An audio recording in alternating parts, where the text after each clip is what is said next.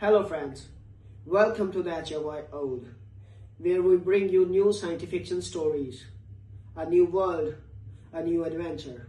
And yes, there is no robotic or AI voices here, only real human voices with real human touch.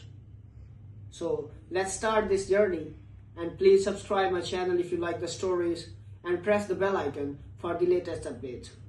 Let's have a story. Okay. March 3rd, 2289. Harkin 9 had stopped transmitting 18 hours before our ship broke through the asteroid belt's outer ring and found what was left of it. The colony wasn't burning. That was the first thing that unsettled me. I had prepared myself for fire, for the kind of ruin that announces itself across a distance. What we found instead was stillness.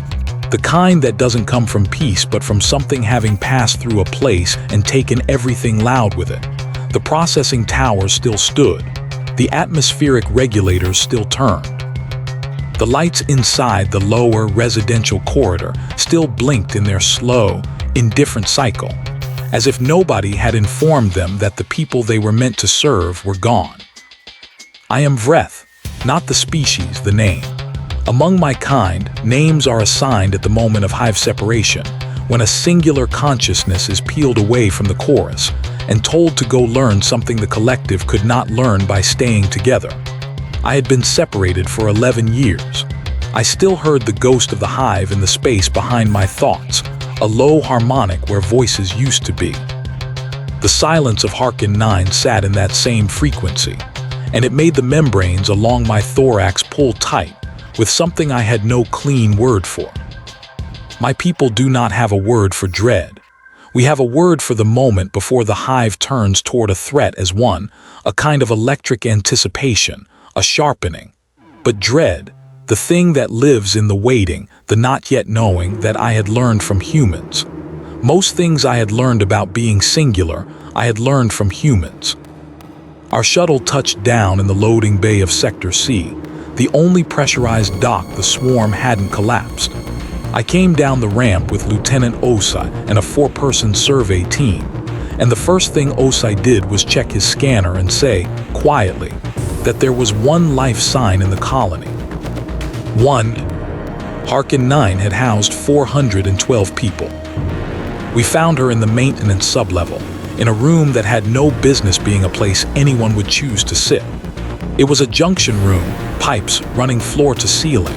A single utility bench bolted to the wall, emergency lighting throwing everything in amber.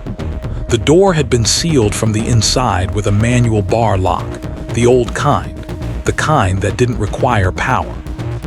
She was sitting on the bench with her back against the pipes, her left arm wrapped in what I recognized as a field tourniquet fashioned from a cooling sleeve, her right hand resting on her knee with the fingers loose and open. She was not unconscious. She was not panicking. She looked up when Osai's team cut the door seal, and the expression on her face was the expression of someone who had been waiting and had calculated sometime in the last several hours that the waiting was probably almost over. Her name was Dara.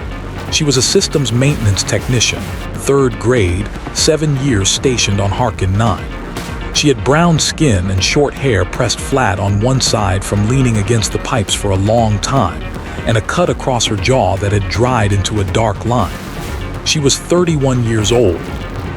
I knew all of this within 4 minutes because Osai pulled her file while his medic crouched in front of her, and I stood in the doorway reading over his shoulder because I could not bring myself to enter the room yet. I could not explain why. My hive training said to assess, to gather data, to find the shape of a situation before committing to it. But the truth was simpler and less dignified. I was unsettled by her, by the fact that she was here, by the fact that she was calm. 411 people were not here, and this one woman was sitting on a utility bench with her hand resting open on her knee, and the quality of her stillness was not the stillness of shock. It was the stillness of someone who had made a decision, and then sat down to live inside it. I did not know what that decision had been. That was what unsettled me. The medic asked her if she could walk. She said yes. He asked her if she was in pain. She said, with the faint inflection of someone who considered the question mildly beside the point, that she supposed she was. He asked her what happened to her arm. She looked at the tourniquet as if she had briefly forgotten it was there, and said a pipe bracket had come down when the swarm hit the upper levels, and she had caught it wrong. Osa asked her what happened to the colony. She looked at him for a moment. Then she said, "The swarm happened. You already know that. You're here because of the swarm." She paused. "What you want to know is why I'm still here." Osai said yes. That was what he wanted to know.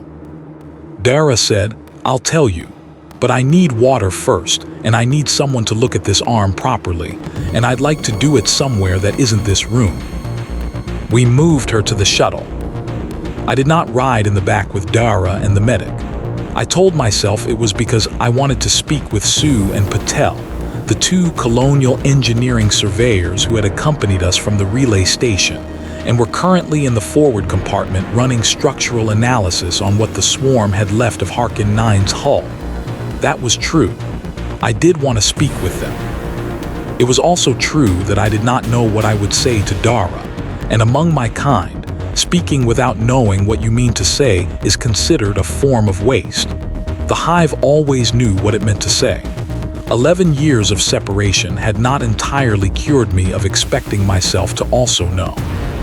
Sue was short and moved like someone who had spent decades in low gravity and had made a private peace with it. Patel wore his hair pulled back and had the habit of tapping his stylus against his knee when he was thinking, which he was doing now, staring at a schematic of the colony's outer shell that had bloomed with red indicators like a rash. "You surveyed the Murren 6 swarm event," I said by way of beginning. I had read their files too. "Yes," Patel said without looking up. "Then you know what it does." "We know what it does to things that fight it," Sue said. She turned from the schematic to look at me directly. She had the steady gaze of someone who had long since stopped being surprised by anything in their professional life and had developed in its place a kind of careful, watchful patience. "That's a slightly different question than what it does." "Explain the difference." Sue pulled up a secondary display, a rendered model of a swarm unit, roughly oblong, covered in photoreceptors. The swarm is a terraforming system. Old. Pre-coalition, probably pre-contact. Whatever built it wanted a tool that could read an environment, assess its suitability, and either convert it or clear it. The problem is, the definition of clear it's working from is about 800 years out of date. It wasn't designed to recognize sapient habitation as something to work around. It was designed to remove obstacles, I said. It was designed to remove resistance, Patel corrected and tapped his stylus twice quickly against his knee. There's a meaningful difference. The swarm doesn't target life.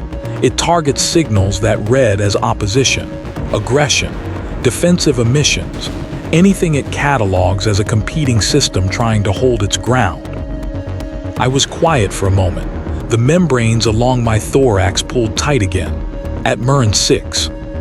The Calvary garrison opened fire within 40 seconds of contact, Sue said. Her voice was even, not unkind, just even. By minute 3, the swarm had tripled its unit count in response to the heat signatures of their weapons. By minute 7, the garrison was gone. And the civilian population. 92% casualty rate, Patel said. The remaining 8% survived by getting underground and going completely dark. No electronics, no heat signatures above ambient, no movement. I processed this. The swarm interprets resistance as a declaration of competition, and competition to a terraforming system means the environment isn't compatible yet, Sue finished, so it keeps working.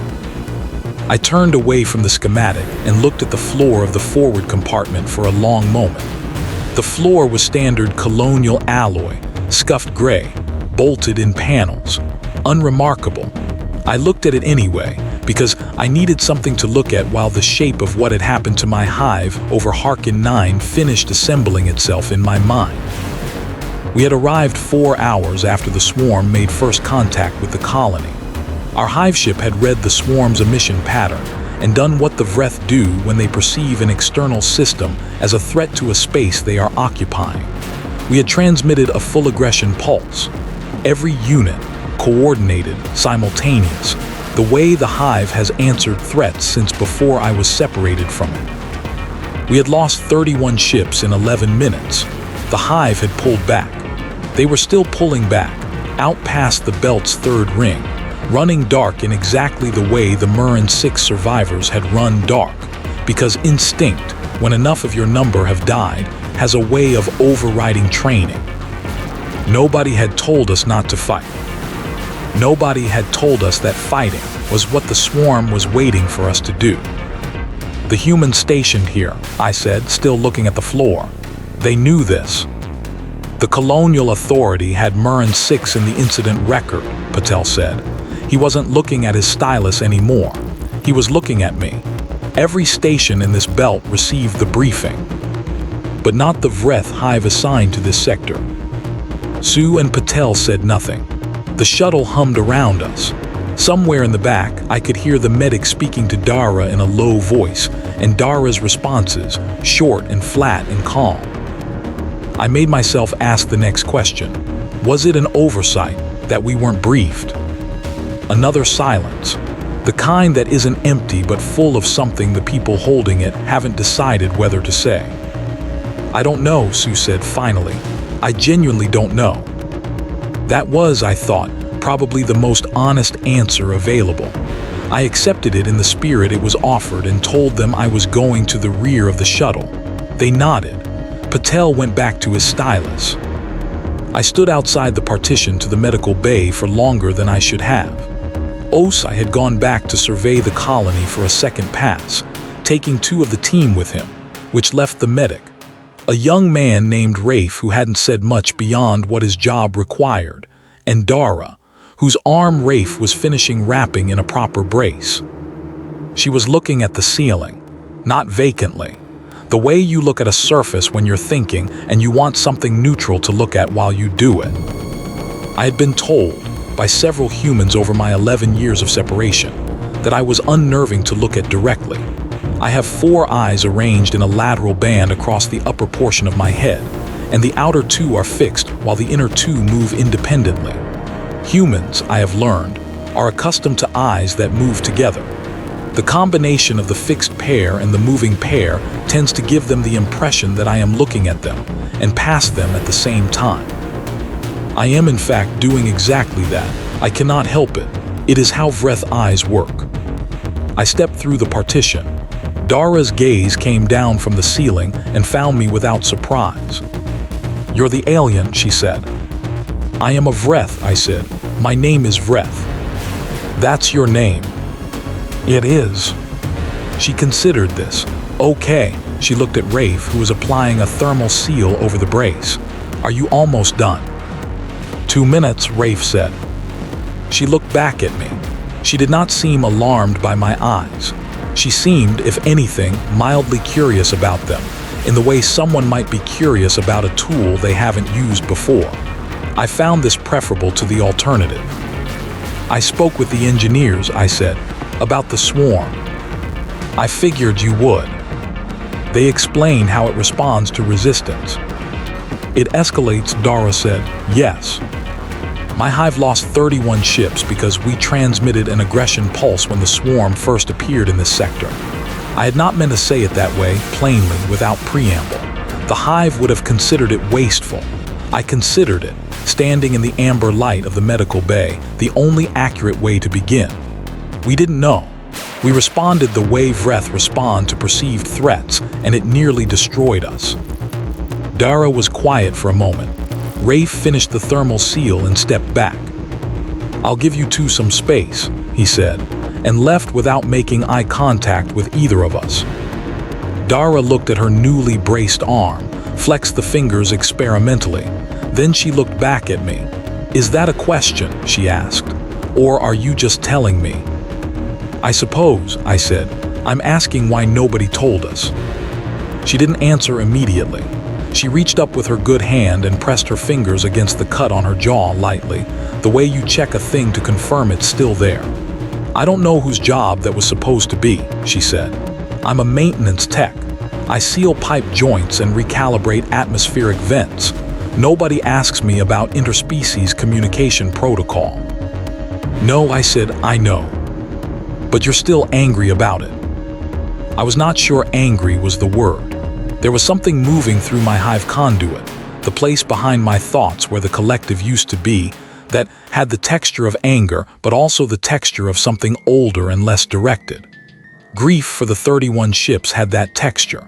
So did the awareness that we had been, in some functional sense, handed a weapon pointed backward and not warned about which end to hold.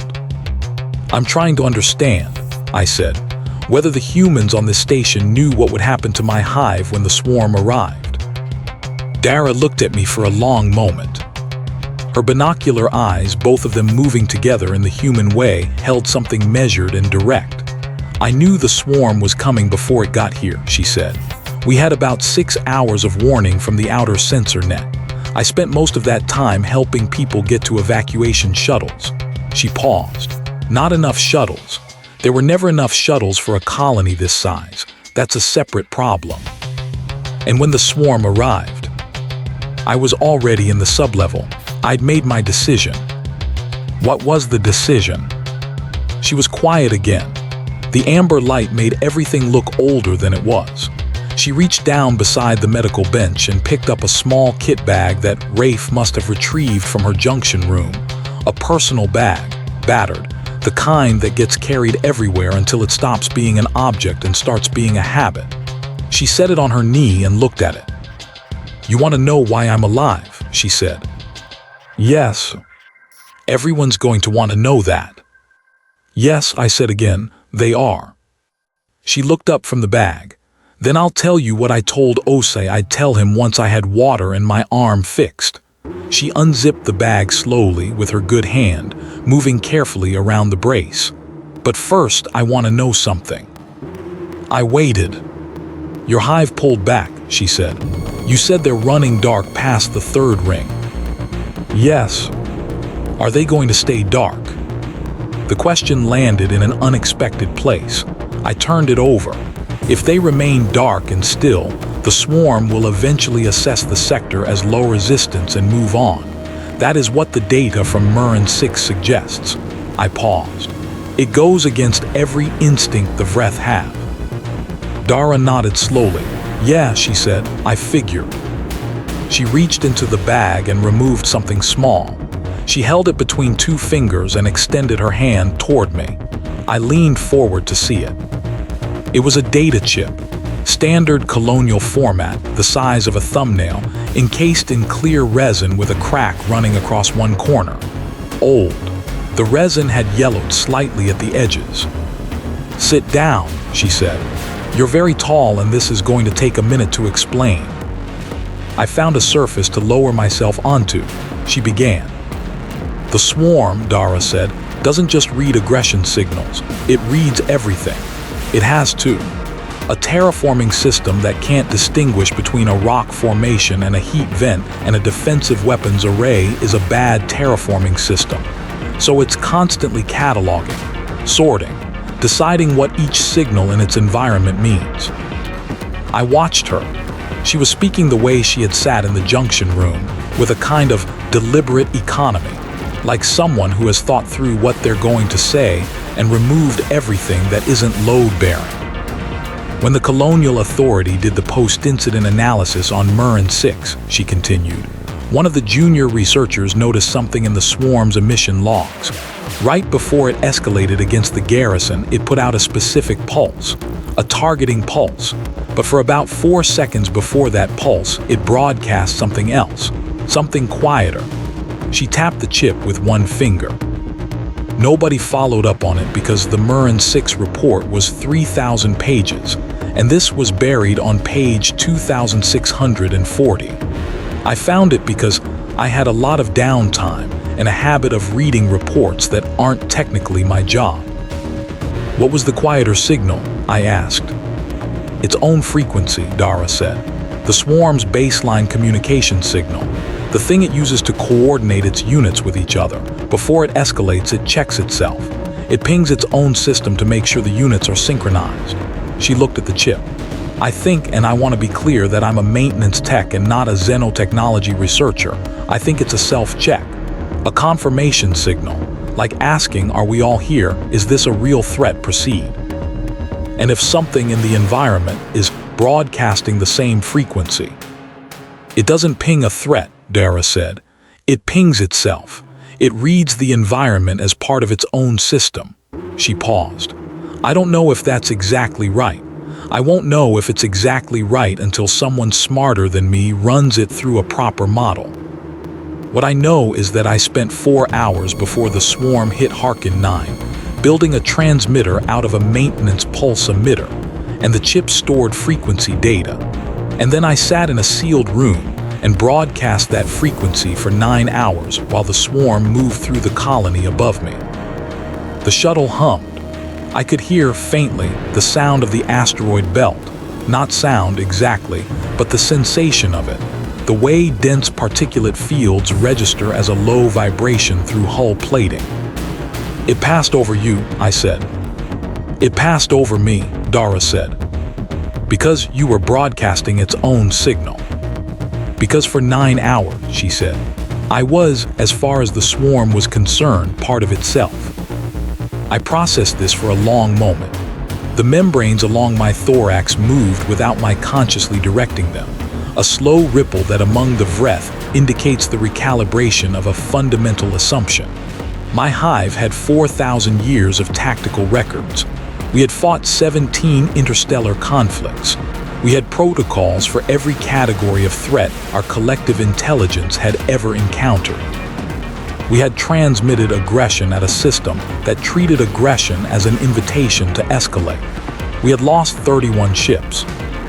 This woman had built a transmitter out of salvaged parts, and a report nobody read, sat alone in a pipe junction room for 9 hours and walked out.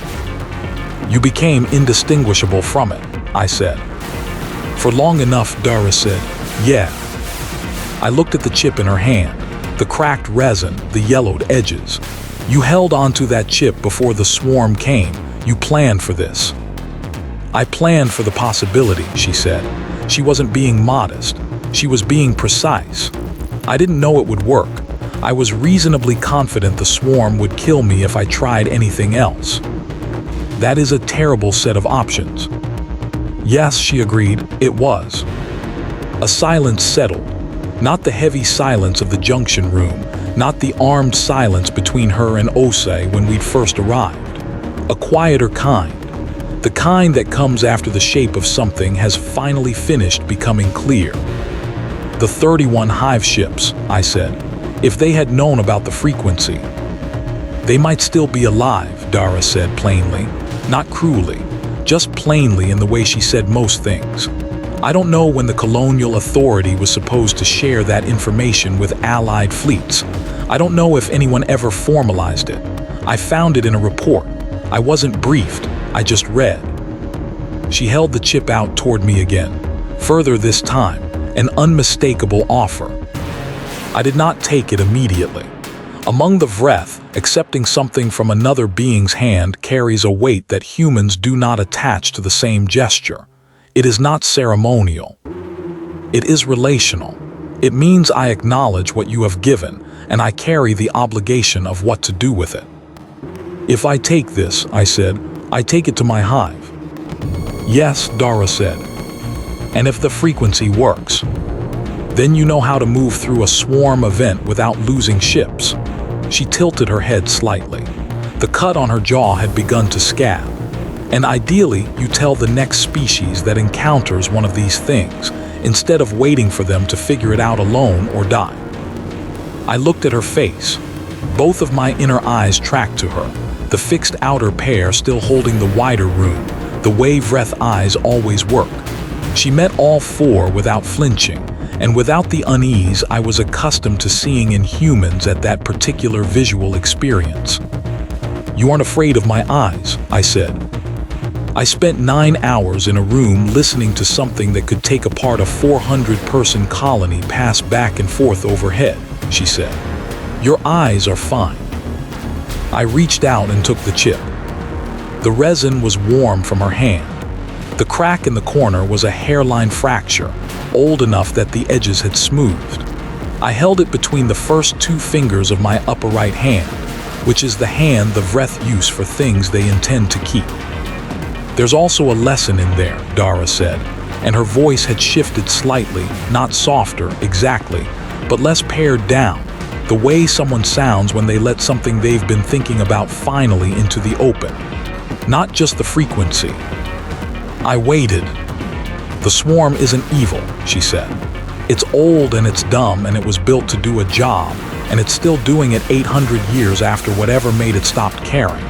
It escalates because escalation is the only response it has to something it reads as opposition. She looked at her braced arm. The lesson is that sometimes the most dangerous thing you can do is be exactly what a threat expects you to be. I turned the chip over between my fingers. My hive transmitted aggression because that is what the Vreth do.